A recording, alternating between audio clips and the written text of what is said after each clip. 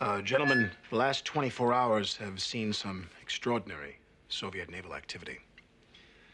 The first to sail was this ship, we believe called the Red October, in reference to the October Revolution of 1917. A variant of the Typhoon class, she's some 650 feet long and 32,000 tons submerged displacement, roughly the same size as a World War II aircraft carrier.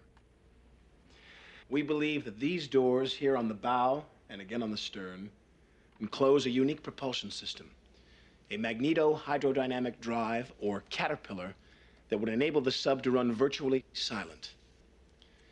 It is possible that this new drive system allowed the captain, a man named Ramius, their senior and perhaps most respected commander, do we have his picture available? Allowed Ramius to elude one of our attack boats, the Dallas, which trailed Red October from harbor this morning. It is also possible that this drive system, if operable, could render the Red October undetectable to our SOSUS warning nets in the Atlantic. Mr. Ryan, would you characterize this as a first strike weapon? That is a possibility, sir. It is designed to approach by stealth and to shower its target with multiple independent warheads with little or no warning before impact. Goddamn things made to start a war. Proceed, Mr. Ryan.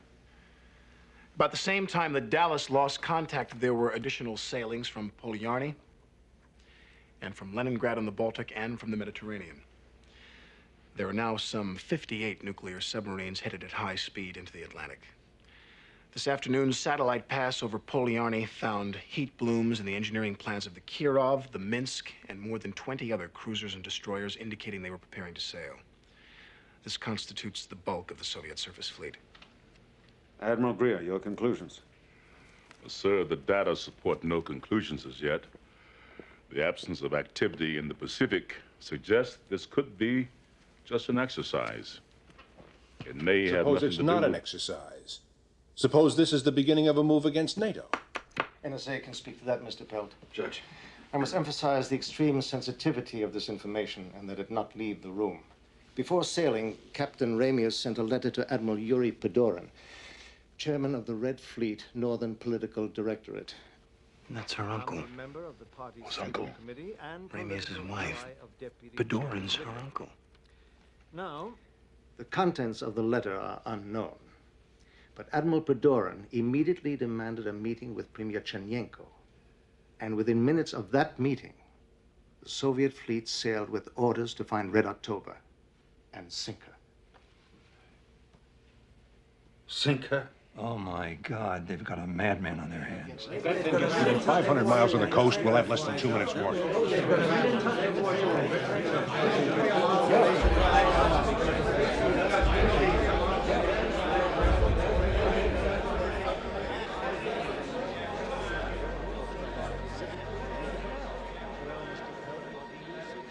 Today's the 23rd, isn't it? What? Today is the 23rd, isn't it? Yeah.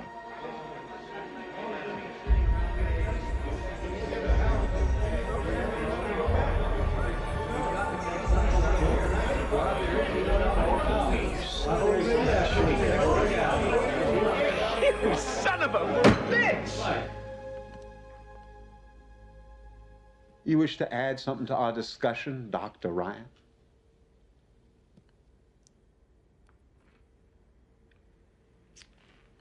Well, sir, I was just thinking that perhaps there's another possibility we might consider. Ramius might be trying to defect. Do you mean to suggest that this man has come... Proceed, Mr. Ryan.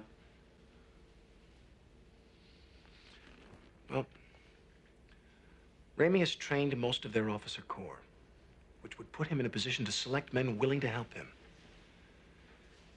But he's not Russian. He's Lithuanian by birth, raised by his paternal grandfather, a fisherman. And he has no children, no ties to leave behind. And today is the first anniversary of his wife's death. Oh, come on. You're just an analyst. What can you possibly know what goes on in this mine? I know Ramius, General. He's nearly a legend in the submarine community. He's been a maverick his entire career. I actually met him once at an embassy dinner. Have you ever met Captain Ramius, General?